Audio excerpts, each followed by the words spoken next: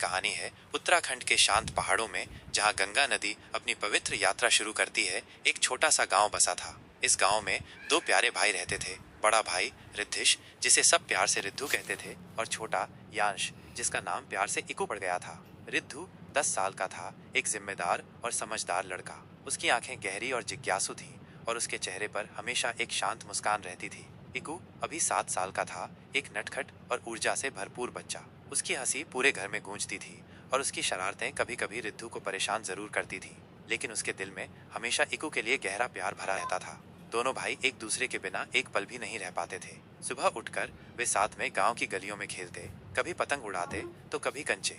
रिद्धू हमेशा इकू का ध्यान रखता, उसे गिरने से बचाता और उसकी हर जिद पूरी करने की कोशिश करता। इकू भी अपने बड़े भाई को बहुत मानता था और उसकी हर बात सुनता था। उनकी माँ, जो गांव के स्कूल में शिक्षिका थीं, उन्हें हमेशा प्यार और अच्छी बातें सिखाती थी। उनके पिता, जो एक किसान थे, उन्हें प्रकृति और मेहनत का महत्व समझाते थे।